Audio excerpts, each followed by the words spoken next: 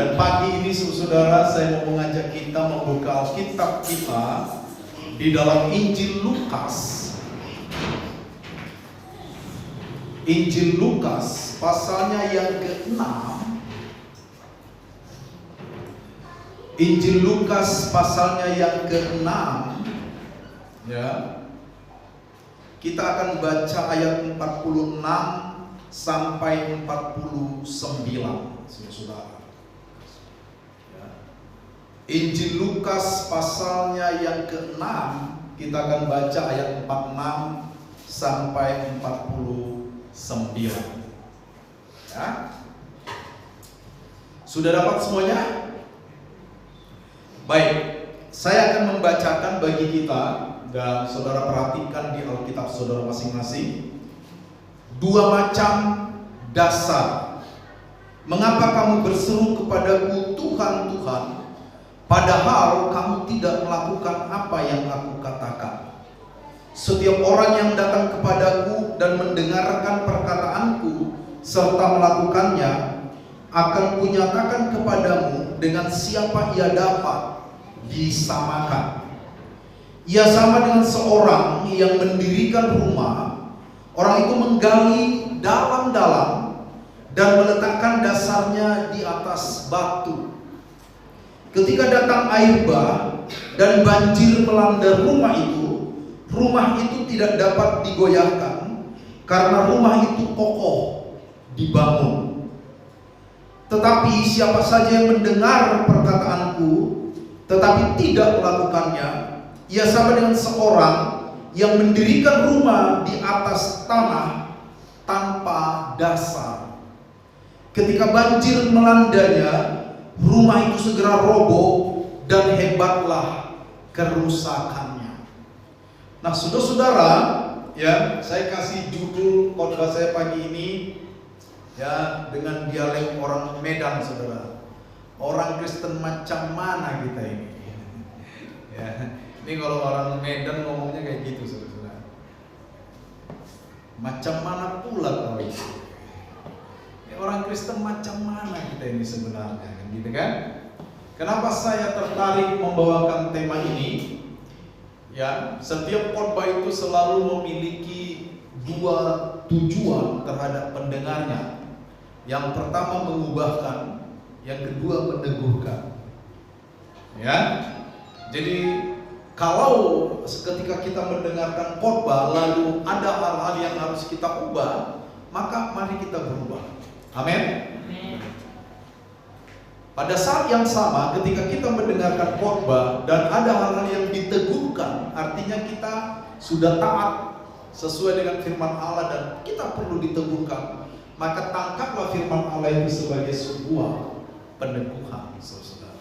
Ya, seperti itu. Jadi begitulah cara kita mendengarkan pemberitaan Injil, pemberitaan firman Allah. Jika ada sesuatu yang perlu dikoreksi dari diri kita, mari dengan rela hati kita mengkoreksi hal tersebut.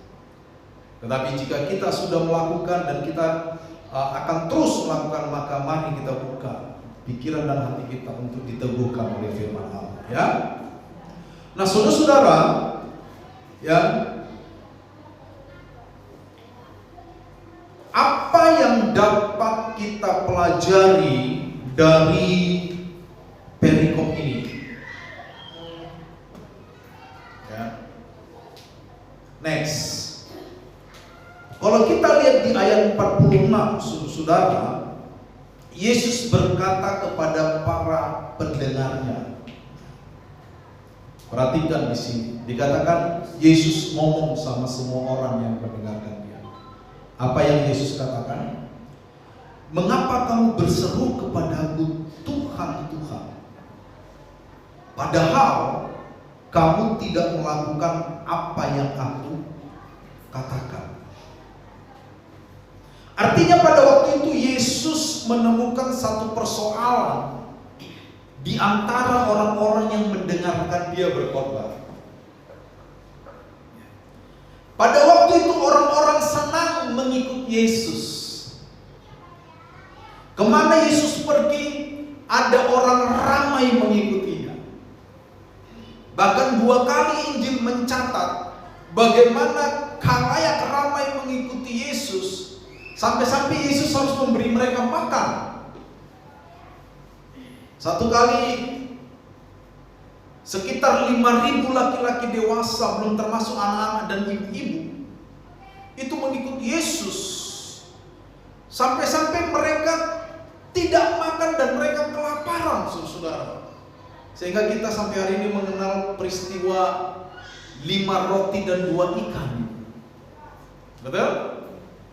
Lain peristiwa satu kali lagi, ada 4.000 laki-laki dewasa mengalami hal yang sama, dan Yesus juga memberi mereka makan. Artinya apa, saudara? Di zaman Yesus hidup sebagai manusia, ingat ya, Yesus hidup sebagai manusia. Karena adanya Yesus itu karena firman Allah menjadi manusia. Jadi kalau ada orang bilang waktu Yesus di dunia surga kosong, itu karena dia nggak paham. Ya. Firman Allah itu tetap bersama dengan Bapa, kekal. Jadi surga nggak pernah kosong, saudara. Yesus itu adalah manusia dari firman itu. Makanya Yohanes pasal 1 dikatakan ayat 14 apa? Firman itu telah menjadi manusia dan bersekinah atau diam di antara kita. Jadi Yesus itu adalah wujud manusia dari firman. Firman itu sendiri kekal bersama-sama dengan Bapa. Makanya Yohanes 1 ayat 1 berkata, pada mulanya adalah firman. Firman itu bersama-sama dengan Allah, maksudnya Allah Bapa. Dan firman itu adalah Allah. Jadi jangan dibingungkan dengan itu ya. Kalau ada orang bilang waktu Yesus turun ke bumi surga kosong, itu karena dia belajarnya kurang jauh. Nah, kalau itu orang Kristen yang ngomong, itu orang Kristen yang malas belajar. Makanya rajin-rajin belajar. Amin. Sekarang tuh saudara, ini intermezzo. Banyak aliran-aliran yang sesat berkembang di dunia, termasuk di Indonesia. Jadi saya motivasi kita semua untuk mau belajar firman Allah dengan sungguh-sungguh, sekalipun itu terasa agak sulit. Namanya juga ilmu tentang Allah, ya agak sulit dong, betul? Masa ilmu tentang Allah gampang-gampang? Pasti agak sulit. Firman Allah saja berkata, siapa yang dapat mendalami pikiran-pikiran Allah? Betul? Ini saja yang diilhamkan dalam firman Allah, itu hanya secuil tentang Allah. Sudah, hanya yang perlu kita ketahui. Pernah saya ajarkan kepada kita, Allah, kita tahu tentang Allah hanya sebatas apa yang Tuhan wahyukan, Tuhan ilhamkan kepada kita. Nah, kembali ke firman Allah, saudara. Jadi waktu itu Yesus mengajar orang, dan orang-orang senang mengikut Yesus. Orang-orang senang mendengarkan Yesus berkhotbah. Tetapi ada masalah di antara mereka, saudara. Masalahnya apa? Yesus menangkap satu gejala yang tidak baik. Apa gejala itu? Orang-orang yang mengikuti dia mengakui bahwa dia adalah Tuhan. Orang-orang yang mengikuti dia menyanjung dia, mungkin karena berbagai hal mukjizat yang Yesus lakukan. Tetapi apa yang Yesus katakan kepada mereka? Kamu menyebut aku Tuhan, Tuhan, tapi kamu gak melakukan apa yang aku katakan. Dilema kan? Ini masalah yang Yesus tangkap di antara para pendengarnya. Yesus melihat ada gejala yang tidak sehat secara rohani. Mereka bangga kepada Yesus. Pendengarnya senang mengikuti dia kemanapun pergi. Khotbah-khotbah Yesus dikagumi oleh mereka. Tetapi apa yang Yesus khotbahkan tidak dilakukan dalam kehidupan mereka sehari-hari. Nah, ini yang ditegur oleh Yesus. Dengan jelas Yesus berkata, kamu berseru kepadaku Tuhan, Tuhan. Artinya apa? Mereka mengaku Yesus adalah Tuhan. Mereka mengaku Yesus adalah yang seseorang yang berkuasa. Tetapi apa yang dikatakan atau diajarkan oleh Yesus itu tidak mereka lakukan. Saudara-saudara, bukankah hari ini banyak tipe yang semacam ini? Makanya judulnya saya kasih, orang Kristen macam mana kita ini? Ya, sudah dengar khotbah kita sering-sering, ya kan? Tapi pertanyaan mendasar adalah, apakah kita taat menjadi pelaku firman? Waktu Yakobus menulis surat kepada pendengarnya, Yakobus dengan sangat jelas berkata, tetapi hendaklah kamu menjadi pelaku firman. Betul? Dan jangan hanya menjadi pendengar saja. Lalu Injil berkata, berbahagialah mereka yang mendengarkan firman Allah dan melakukannya. Saudara-saudara, jadi pengajaran Alkitab tentang hal melakukan firman Allah itu utuh. Yesus mengajarkan hal yang sama, para rasul juga mengajarkan hal yang sama. Betapa pentingnya orang percaya mendengar firman Allah, dan setelah mendengarkan firman Allah, mereka juga melakukan apa yang mereka dengarkan, saudara. Ya. Jadi, next, isu utama dari perikop ini adalah pada saat kita memutuskan untuk mengaku Yesus sebagai Tuhan, ini isu utamanya. Maka pada saat itu dan seterusnya, kita telah ditetapkan atau ditahbiskan menjadi pelaku firman, saudara. Ya. Jadi ketika kita menerima Yesus sebagai Tuhan bagi kita, maka pada saat yang sama kita juga seharusnya menjadi pelaku firman dalam hidup kita. Makanya kita perlu sekali waspada, saudara. Saudara ingat kisah 10 gadis dalam Matius pasal 25? Kenapa 5 di antaranya disebut bijak, ya, pronimos, dan 5 di antaranya disebut bodoh atau moros? Sering saya katakan, kata moros, bodoh, itu tidak terkait dengan kemampuan otak manusia yang tidak bisa atau sulit mengerti sesuatu, bukan. Ya, itu bukan bodoh yang seperti itu. Dalam Perjanjian Baru, dalam bahasa Yunani, ada beberapa kata yang dipakai untuk menerjemahkan kata bodoh. Nah, kata bodoh yang diterjemahkan baik di Matius pasal 7, Lukas pasal 6 yang baru kita Matius pasal 7 dan Matius 25, itu dipakai kata moros. Moros itu artinya sebenarnya cerdas sih otaknya. Dia tahu sih kebenaran, dia tahu sih sesuatu itu baik, tetapi dia malas tahu. Kayak kalau teman-teman kita dari timur tuh kalau malas tahu, itu sesuatu di dalam diri kita yang kita acuh, cuek, tidak mau tahu. Saya tahu suatu kebenaran, tapi saya malas tahu. Itu moros itu. Jadi dalam kisah 10 gadis itu, 10 gadis itu mengerti betul bagaimana tradisi Yahudi pada waktu itu terkait dengan perkawinan. Mereka tahu sebagai penari, bisa saja mereka baru menari nanti jam 4 subuh. Bisa saja jam 12 malam. Bisa saja jam 2. Tergantung transaksinya udah kelar belum dalam proses perkawinan. Dan minyak di dalam buli-buli itu bisa saja habis sewaktu-waktu. Sehingga seharusnya mereka harus menyediakan persiapan. Mereka tahu itu. Tapi 5 yang bodoh di antara mereka, firman Allah berkata, mereka cuek. Alah, paling juga nanti jam 11 malam pengantin sudah datang. Cukuplah. Ternyata tidak datang. Firman Allah berkata, tengah malam terdengarlah suara, mempelai datang, song-songlah dia. 5 di antara yang bodoh tadi lihat minyaknya. Waduh, obor kita bakal mati waktu menari ini.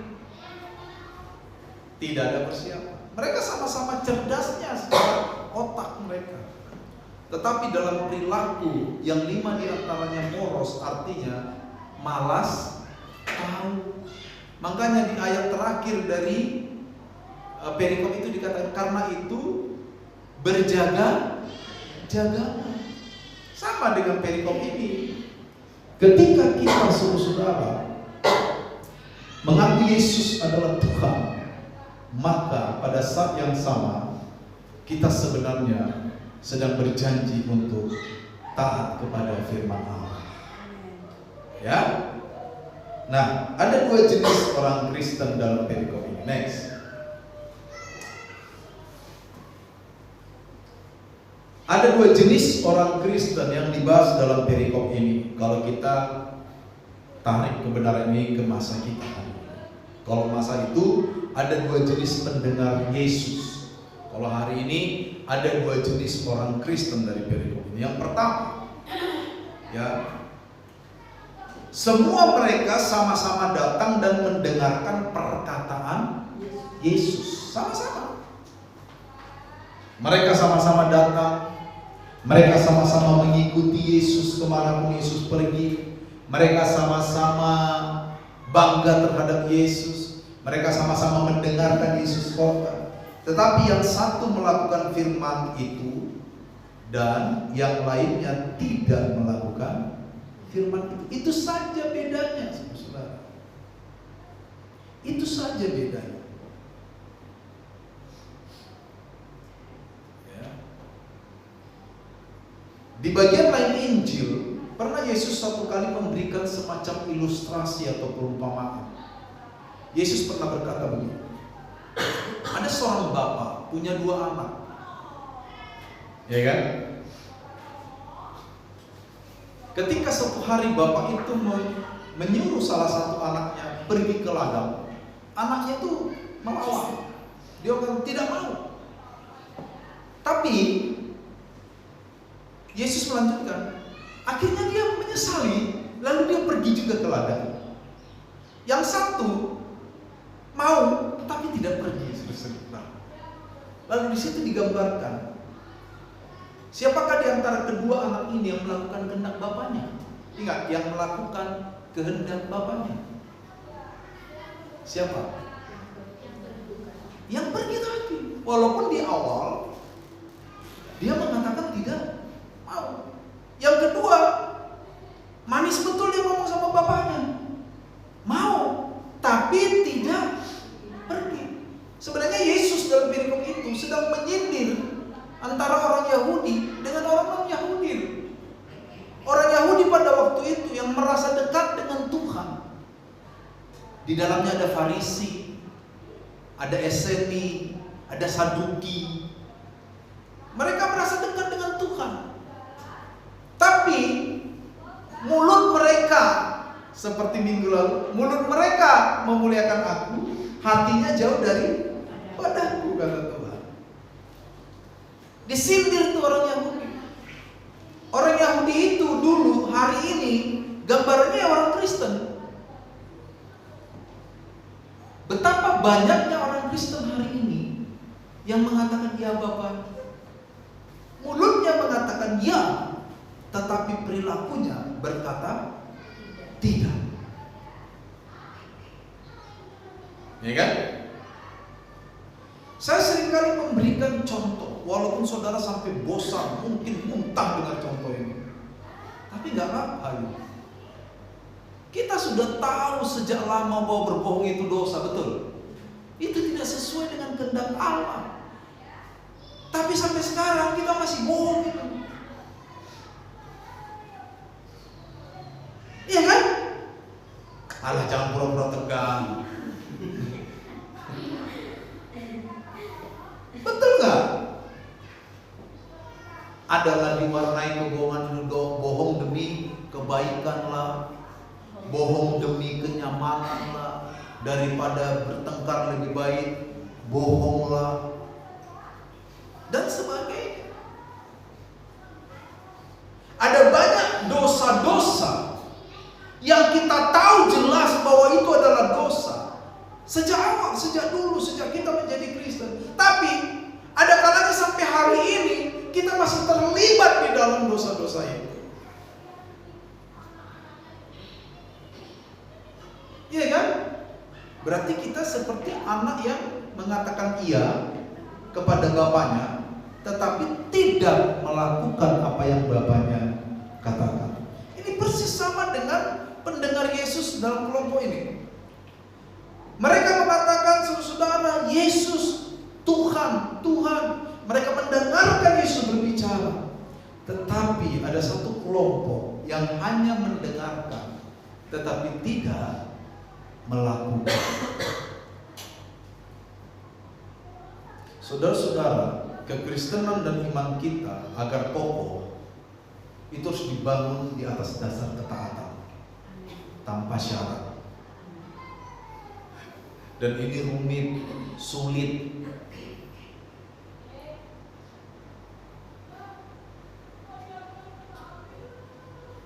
Masalah persoalan manusia selama hidup itu nggak akan habis. Betul? Nggak akan habis, saudara. Nggak akan habis. Yang membuat manusia itu tenang dalam menjalani hidup apa? Ketaatannya kepada Tuhan. Masih ingat peristiwa Sadrak, Mesak, dan Abednego? Apa yang mereka alami di dalam Daniel pasal 3? Mereka dibawa ke Babel bersama dengan banyak orang berhikmat lainnya. Daniel, Sadrak, Mesak, dan Abednego, 4 di antara mereka yang sangat terkemuka. Mereka ditempatkan di dalam kerajaan Nebukadnezar di Babilonia. Tapi suatu hari, ketika Sadrak, Mesak, dan Abednego dipaksa untuk menyembah patung Nebukadnezar, kalau tidak menyembah, hukumannya adalah mati, dimasukkan ke dalam perapian yang menyala-nyala. Pada masa itu, hukuman-hukuman seperti itu adalah hukuman-hukuman yang lazim. Ketidaktaatan kepada pemimpin akan dimasukkan ke dalam perapian yang menyala-nyala. Tetapi Sadrak, Mesak, dan Abednego harus memberikan prioritas keutamaan. Taatnya kalau harus memilih lebih taat kepada Tuhan atau lebih taat kepada pemimpin. Kalau harus memilih. Dari kisah ini kita tidak boleh mengatakan kalau begitu jangan taat kepada pemimpin. Apa-apa yang bagus yang diberikan pemimpin ya taat, kan gitu kan? Tapi kalau harus memilih ketaatan kepada Tuhan yang bertentangan dengan ketaatan kepada pemimpin, maka Sadrak, Mesak, dan Abednego memilih taat kepada Tuhan. Karena bagi mereka prioritas yang paling priority di dalam hidup mereka adalah Tuhan. Kalau kehendak Allah ditentang oleh kehendak pemimpin dan mereka dipaksa untuk taat kepada pemimpin, maka mereka memilih untuk tetap taat kepada Allah, sekalipun risiko yang mereka hadapi adalah kematian. Itulah ketaatan. Makanya di dalam teks itu dikatakan, ketahuilah ya Tuhanku Raja, sekalipun Allah yang kami sembah tidak mau, perhatikan, bukan tidak bisa, tidak mau menyelamatkan kami dari api yang menyala-nyala itu, tapi ketahuilah, kami tidak akan sekali-kali menyembah patung yang Tuhan dirikan. Karena apa? Menyembah patung pada saat itu bertentangan dengan kehendak Allah. Amin, saudara. Berapa kali kita diperhadapkan antara kehendak Allah dengan keuntungan kita sebagai manusia. Lalu apa yang kita pilih di antara kedua itu? Ketaatanlah yang membuat kita kokoh di hadapan Allah. Makanya saya bukan jenis pendeta yang mengagung-agungkan mukjizat. Dan saya juga tidak terlalu senang kalau ada orang bersaksi tentang mukjizat. Terus terang saja. Karena mukjizat itu prerogatif Tuhan. Kita tidak bisa membandingkan saya mengalami mukjizat, kamu tidak, berarti kamu ada apa-apanya. Tidak. Itu hak penuh dari Tuhan. Betul? Betul?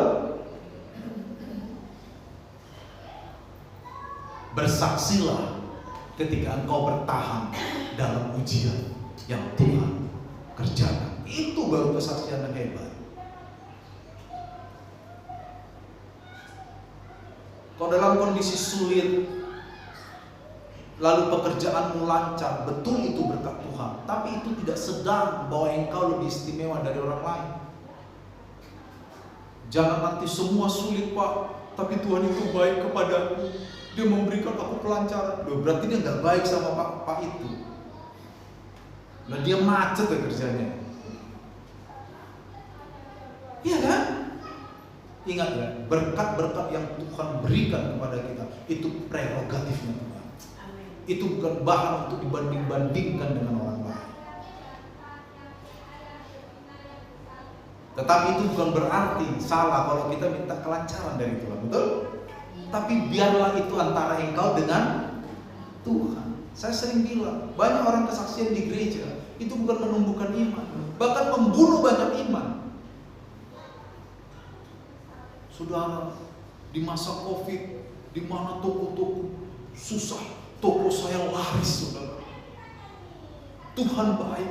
Faktanya benar, Tuhan baik. Faktanya betul, tokonya laris, betul? Tapi di antara jemaat banyak tokonya nggak laris. Lalu jemaat mulai bertanya, apa saya kurang iman ya? Apa saya kurang setia ya? Padahal sama setianya. Hati-hati, bisa-bisa jemaat lalu berkata gini, kalau gitu Tuhan tidak adil. Kalau gitu Tuhan pilih kasih. Kalau gitu Tuhan tidak mendengar doaku, Dia hanya mendengar doa si baru. Ya kan, hati-hati ya.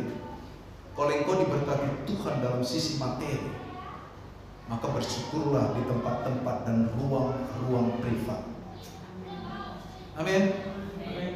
Tidak perlu Anda saksikan kepada banyak orang. Tapi kalau Anda masuk dalam pengujian hidup dan Anda berhasil melewati dengan setia kepada Tuhan, saksikanlah ke seluruh dunia. Karena itu terkait dengan iman yang kuat. Itu makanya dalam Efesus, senjata kita paling utama apa? Perisai iman. Kenapa ada perisainya? Banyak orang memiliki iman tapi tidak sampai menjadi perisai. Sadrak, Mesak dan Abednego mendengarkan firman Allah dan mereka melakukannya, sehingga iman yang mereka miliki menjadi perisai yang melindungi iman mereka dari panah api dari si jahat, kata firman Allah. Semua orang Kristen punya iman, tapi mengapa banyak orang Kristen akhirnya murtad dan menyangkal Yesus? Karena imannya nggak jadi perisai. Hanya iman biasa, iman cetek, abal-abal, ece-ece kata orang Medan. Kenapa imannya ece-ece? Imannya yang bertumbuh ketika berkatnya banyak. Waktu berkatnya kurang, imannya tergerus. Bagaimana kalau penganiayaan terjadi? Ya kan? Makanya penting sekali nih. Yesus menghardik pendengarnya. Kamu bilang Tuhan, Tuhan. Kamu dengar apa yang saya korbankan, tapi kamu gak melakukan. Macam mana kau ini?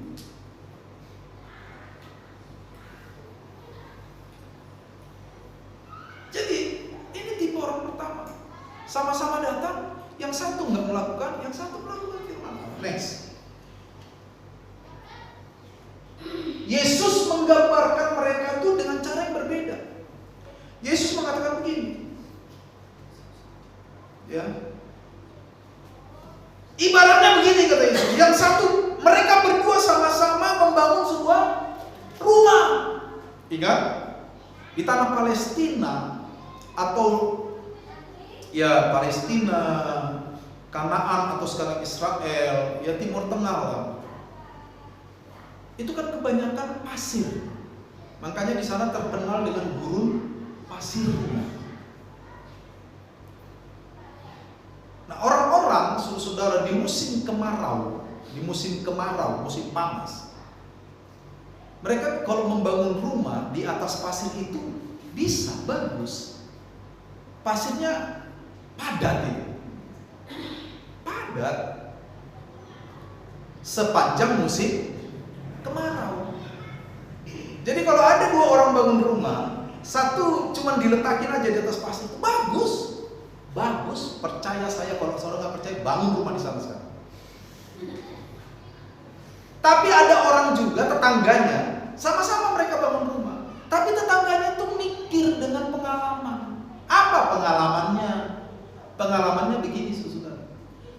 Di daerah timur dekat atau timur tengah begitu, termasuk Palestina, Israel dan sebagainya, walaupun pasirnya padat dan bagus dibangun rumah, tapi kalau pas hujan datang, hujan yang lebat, biasanya akan terbentuk sungai-sungai dadakan yang disebut wadi. Tahu wadi ya? Wadi itu sungai dadakan. Sungai dadakan itu biasanya terbentuk dari gerusan pasir. Jadi pasir itu digerus, muncullah sungai-sungai kecil itu karena hujan. Nah, kalau pasir itu digerus, lalu ada rumah di atas pasir itu, apa yang terjadi dengan pasir rumah itu? Roboh. Jadi waktu mereka membangun di musim kemarau, musim panas, satu membangun hanya di atas pasir, firman Allah berkata, tidak menggali dalam, ya kan? Seorang yang mendirikan rumah di atas tanah tanpa dasar, artinya tidak menggali. Yang di atas dikatakan dia menggali. Satu tidak menggali, yang satu menggali dalam sampai ke fondasi yang ada batunya. Jadi sekitar 1,5 sampai 2 meter digali, langsung dapat timbunan batu di dalam sampai situ fondasinya. Jadi waktu musim kemarau, kedua rumah itu sama-sama indah, nggak ada bedanya. Kalau kita lihat begini, bagus itu rumah. Baik rumah yang dibangun hanya di atas pasir atau di atas tanah, maupun rumah yang dibangun dengan menggali dalam-dalam tadi, sama-sama bagusnya. Kalau ada dealer properties, harga rumah itu sama di musim kemarau. Perbedaannya baru tampak jelas ketika hujan turun. Ketika hujan turun, baik rumah yang dibangun di atas pasir maupun rumah yang digali, sama-sama kena gerus tuh pasirnya. Sama-sama kena wadi itu. Tapi yang satu karena hanya dibangun di atas pasir, waktu pasirnya digerus, rumahnya roboh. Itu kata Matius pasal 7 kan. Dan hebatlah kerusakannya, katanya. Ini juga begitu. Rumah yang satu memang ada pasirnya, tapi karena digali dalam-dalam, sekitar 1,5 sampai 2 meter fondasinya, waktu hujan datang, pasirnya digerus, rumahnya tetap utuh. Makanya ini gambaran yang diberikan Yesus. Bagaimana perbandingan orang yang sama-sama mendengar firman Allah, satu tidak melakukan, satu melakukan. Itu baru tampak jelas ketika hujan datang. Betul kan? Ketika cobaannya datang, orang yang imannya dibentuk secara dalam, waktu cobaan datang, dia tetap berdiri teguh. Iya kan? Tapi orang yang hanya beriman gitu-gitulah,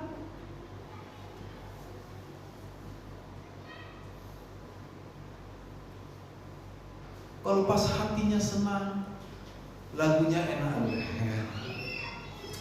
Hati senang, ya. Hati senang, hati senang di dalam Tuhan, ya. Enak kan? Semua kita sama kalau pas senang, betul nggak? Coba kita semua dapat THR, senyumnya sama. THR Pak, betul? THR Bu, betul? Sama senyumnya, nggak ada beda. Bedanya kalau ada ujian, betul nggak? Itu aja mau bedakan. Sama persis. Satu membangun rumah di atas pasir, satu membangun rumah dengan menggali dalam-dalam. Ketika musim kemarau, keduanya tampak sama. Tidak ada beda. Keduanya tampak sama. Sama-sama ceria, sama-sama bagus, sama-sama mengucapkan shalom, ya kan? Betul? Ketika ujian datang, disitulah baru tampak bedanya. Rumah saya di atas pasir atau digali dalam-dalam. Itu tampak dari cara kita merespon, tampak dari status-status Facebook kita, betul? Tampak dari status-status WhatsApp kita, itu tampak itu.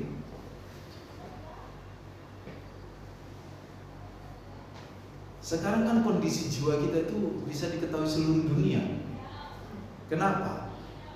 Karena masih banyak orang Kristen, suasana hatinya itu dituangkan di media sosial.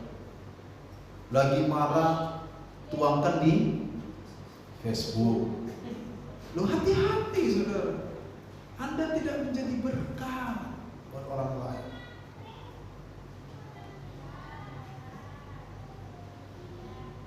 Lagi jengkel, tuangkan di status WhatsApp.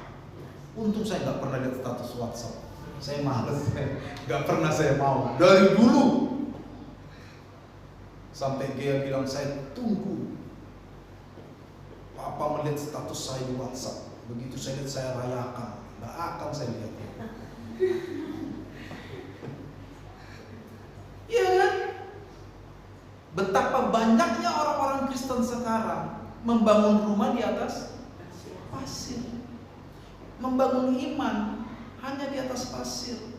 Makanya firman Allah berkata, waktu hujan datang, banjir melanda. Itu tadi sungai itu, banjir. Sungai bentukan itu, wadi-wadi itu. Rumah itu segera rubuh dan hebatlah kerusakan. Itu karena hanya dengar firman, tidak lakukan firman.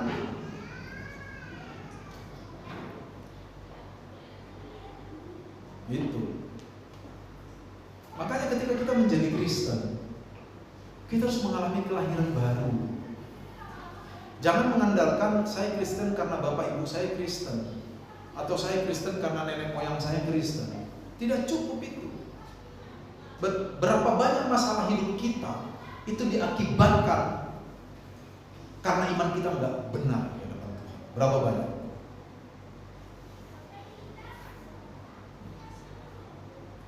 Saya tidak bilang bahwa semua masalah hidup karena iman nggak benar loh ya. Makanya diperlukan hikmah. Anda yang punya masalah, tidak serta-merta bahwa Anda tidak benar dapat terbuka.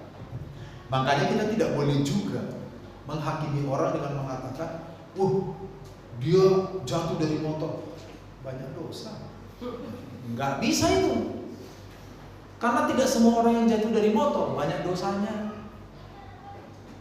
Ada orang yang korupsi triliunan juga nggak jatuh-jatuh tuh dari motor. Betul? Jadi jatuh dari motor bukan ukuran seorang banyak dosa atau sedikit dosanya. Tapi ada kalanya, dan hanya saya dan Tuhan yang tahu, bahwa sesuatu yang menimpa diri saya itu karena saya tidak setia kepada Tuhan. Dan hanya saya dan Tuhan yang tahu. Karena biasanya Roh Kudus itu bicara, saudara, betul lah? Bicara ini. Dan hanya saya yang tahu dengan Tuhan. Hanya saudara yang tahu dengan Tuhan. Tapi saya tidak punya hak untuk menunjuk saudara. Saudara tidak punya hak untuk menunjuk saya. Pak Pen miskin terus. Mungkin Pak Pen gak sungguh-sungguh jadi pendeta. Nggak boleh juga. Atau saya, banyak masalah, dosamu mungkin banyak. Nggak bisa. Karena ketika masalah dihasilkan karena dosa yang saya lakukan, itu hanya saya dan Tuhan yang tahu. Betul saudara? Jadi jangan nanti orang dapat musibah, jempol kakinya terpelecok, kukunya lepas, lalu saudara bilang, saya kenal seseorang, langsung pasang status. Dosanya banyak, gara-gara dosanya banyak, jempol kakinya terpelecok. Hati-hati itu, betul? Yang saya mau sampaikan di sini adalah sifatnya sangat pribadi. Apa saudara tahu teman saudara tidak hidup dengan iman yang benar? Tidak. Saya juga tidak tahu. Bahkan saya, apa saudara tahu walaupun saya pendeta saya hidup dengan iman yang benar? Tidak. Saya bisa saja bersandiwara, betul nggak? Apalagi saya jago bersandiwara lagi. Belum ada yang panggil. Iya kan? Hanya saya dan Tuhan yang tahu. Baru mencuat kasusnya. Ada hamba Tuhan muda di Indonesia yang terlibat dalam dosa-dosa moralitas, masih muda, tapi sedang diproses. Terbukti tidaknya saya tidak tahu. Tapi saudara, sesuatu menjadi mencuat itu karena ada dasarnya, betul? Tidak mungkin serta-merta. Dipakai Tuhan luar biasa. Pendeta milenial, wajahnya kata orang-orang sih ganteng, 11-12 lama saya. Begitu. Tapi bicara moralitas, tidak ada yang aman, betul? Enggak ada yang aman. Biar dia pendeta kayak saya, saudara. Enggak ada yang aman. Saya aman ketika saya memupuk atau menciptakan iman di depan Tuhan dan menggalinya dalam. Nah, untuk menciptakan iman yang kuat seperti itu butuh komitmen, saudara. Itu butuh komitmen menjaga perkataan, betul? Komitmen menjaga pikiran, ya. Tidak mudah. Saya harus akui itu tidak mudah. Itu suatu perjalanan yang terus menerus, harus bersama dengan Tuhan. Emosi yang harus terus dipelihara dengan cara yang sehat, ya kan? Semua kita punya emosi dong, betul kan? Jangan bilang Pak Pedro gak ada emosinya tuh, sabar betul orangnya. Oh, ada juga. Tapi kan kita belajar untuk mengendalikan, betul gak? Saya gak bisa bilang, saya orang Batak, suka makan orang, memang begini saya. Loh, gak bisa. Walaupun ada orang Batak yang makan orang kan, gak bisa. Tetap sebagai anak Tuhan, sebagai hamba Tuhan, kita harus mengendalikan segala sesuatu agar iman kita terus bertumbuh. Supaya suatu hari anak panah iblis itu nyerang kita, iman itu menjadi sebuah perisai. Tapi kalau iman kita abal-abal, tidak bertumbuh, hanya dibangun di atas pasir, iblis panah tembus. Jadi jangan heran kalau gampang ada orang-orang Kristen meninggalkan imannya. Jangan heran itu. Karena imannya abal-abal, tidak menjadi perisai, saudara. Terakhir, next. Sama-sama diuji dengan apa? Air bah dan banjir.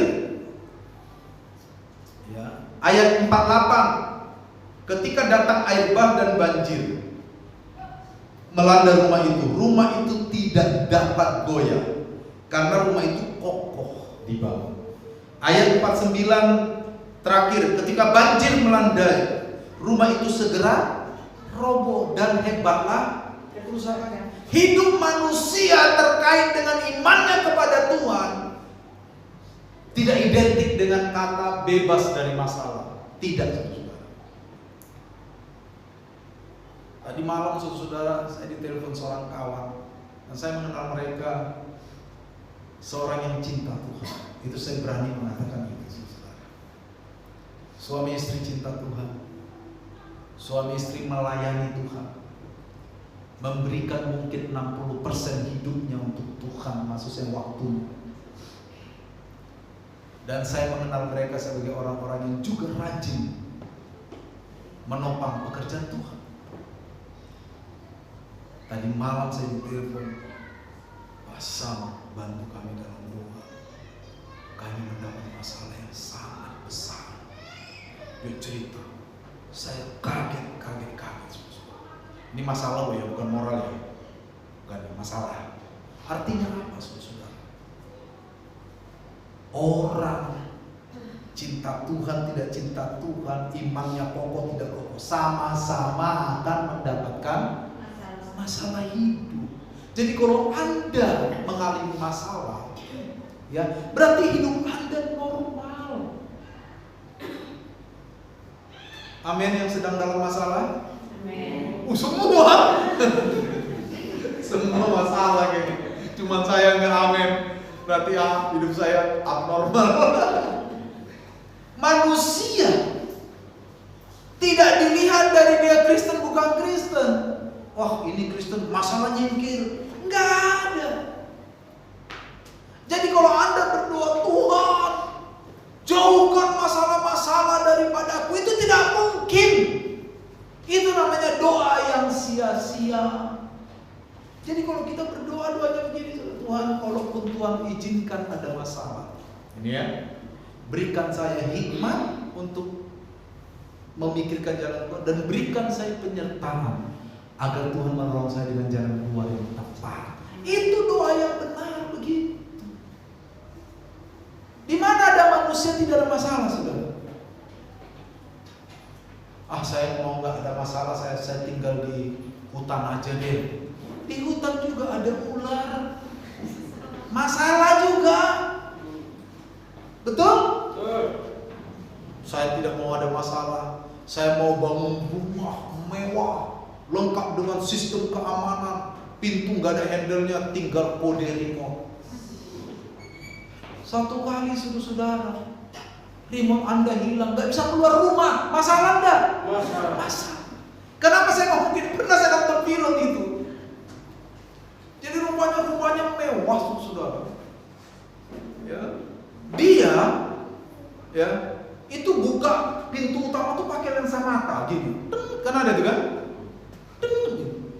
Suatu kali dia kecelakaan, matanya luka semua diperban, nggak bisa masuk rumah, dia sampai dia nangis-nangis.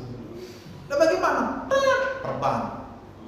Saking canggihnya tuh rumah, cuma matanya yang bisa buka itu.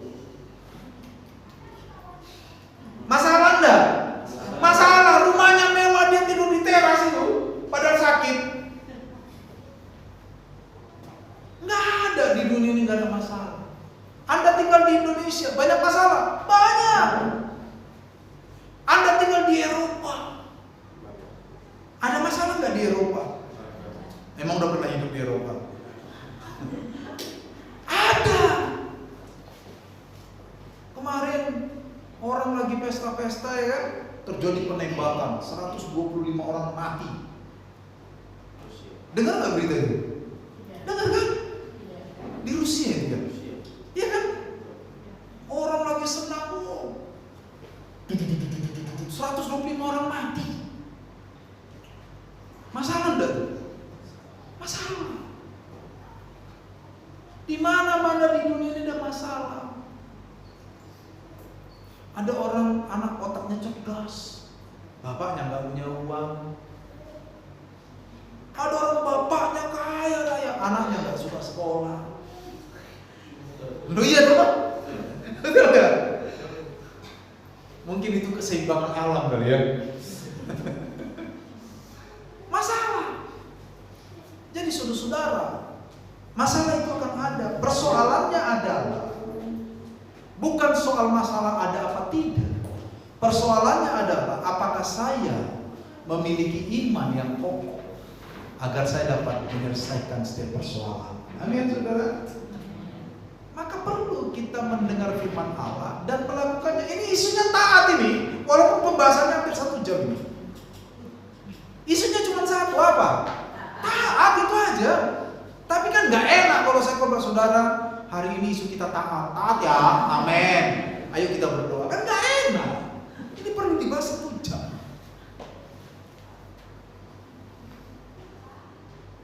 Ya, seperti itu saudara. Jadi bagaimana kekristenan yang benar itu? Next. Kekristenan yang benar itu pertama, miliki pengetahuan akan firman Allah. Jadi itu dulu. Dengan cara apa? Baca Alkitab, rajin ibadah, ikut komsel. Saudara, di komsel kita bebas. Makanya saudara saya dorong motivasi, ayo saudara luangkan waktu ikut komsel, karena di sana kita bisa berdiskusi, bisa saudara boleh bertanya apapun. Jadi miliki pengetahuan akan firman Allah. Nggak mungkin kita nggak tahu firman Allah lalu iman kita kuat, itu nggak mungkin. Sama dengan anak SMP, anaknya pendeta berdoa, Tuhan besok saya mau Terus Tuhan mau mengingatkan apa? Lalu berkata, hanya Tuhan sumber jawaban. Lalu semua pertanyaan dijawab dengan Tuhan, Tuhan, Tuhan. Lalu dikasih catatan dengan Tuhan adalah jawaban untuk setiap pertanyaan. Sakti juga ya. Karena bapaknya sering khotbah begitu. Tuhan adalah jawaban untuk setiap persoalan dan pertanyaan. Anaknya jawab Tuhan semua tuh jawabannya tuh. Harus tetap belajar, betul? Ini Okta ini bengkel motor. Apakah Okta tidak belajar cara melihat mesin? Apakah Tuhan, saya mau bongkar mesin Tuhan. Tuhan tunjukkan tangan saya harus kemana. Begitu? Tiba-tiba datang kunci 12. Dia datang tuh, putar ke arah jam dinding ke kanan Okta. Baik Tuhan. Begitu? Dia belajar dulu di Astra, betul nggak?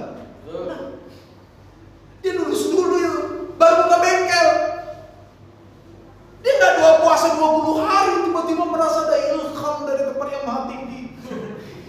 Lalu dia sambil nyanyi, dia lelaki ilham dari surga. Bukan lalu langsung buka bengkel, nggak bisa. Pak Martin nyetir truk, belum pernah nyetir. Kita sebagai anak Tuhan berserah saja sama Tuhan. Bapak mau nyetir mobil, siap. Pernah nyetir, Tuhan mampu melakukan segala perkara bahkan yang mustahil sekali. Coba Pak, geblak, nabrak polasan. Ya tetap harus latihan, betul nggak? Miliki pengetahuan. Miliki firman Allah, itu penting supaya iman kita kuat. Apa bahan dasar iman kita? Firman Allah. Saya kalau tidak tahu firman Allah, mungkin dari dulu saya nggak jadi pendeta, saudara-saudara. Karena saya tahu firman Allah. Ketika saya mendapatkan tekanan dan ujian, saya tahu firman Allah berkata bahwa pencobaan yang kamu alami itu pencobaan biasa, yang juga dialami oleh semua orang pada umumnya. Dalam bahasa aslinya begitu. Tetapi ingat katanya ada anugerah apa? Tuhan justru memberikan jalan keluar, Bu. Itu membangkitkan iman gua. Makanya perlu belajar. Yang kedua, saudara-saudara, firman Allah harus direspon dengan ketaatan. Ini isunya nih, taat. Tapi Tuhan, bapak saya aja nggak pernah jewer saya Tuhan. Dia kok bisa-bisanya jewer saya Tuhan. Saya harus balas ini. Dia jewer saya setengah, saya jewer dia 2,5. Gak bisa. Ketaatan itu adalah bahan dasar dari iman. Dan yang ketiga, sebagai pencurahan atau sebagai pelampiasan dari respons yang benar, kita perlu melayani Tuhan dan sesama dengan benar. Amin. Makanya saya pengen setiap jemaat itu terlibat pelayanan. Terakhir, kesimpulan. Pertama, ketika kita mengakui Yesus sebagai Tuhan, itu sama dengan kita rela melakukan kehendak Allah setiap hari. Yang kedua, ujian, cobaan pasti datang. Ingat ya, kata kuncinya pasti datang. Pasti, saudara. Tidak bisa nggak datang. Namun ketaatan kepada Tuhan Yesus akan menjadi sumber kekuatan untuk bisa melalui semua ujian dan cobaan. Ya, yang terakhir, next, udah ini betul. Sebagai orang Kristen, milikilah pengetahuan akan firman Allah. Firman Allah harus direspons dengan ketaatan, lalu ketaatan harus bermuara pada pelayanan. Kalau Anda melayani Tuhan, Anda akan memiliki makna dalam hidup Anda. Betul? Karena Anda melayani Tuhan. Ya, saya pikir itu yang bisa saya sampaikan pagi ini. Tuhan memberkati kita. Jadi mari kita terus termotivasi untuk menggali dalam-dalam iman yang akan kita tumbuhkan. Tuhan memberkati kita.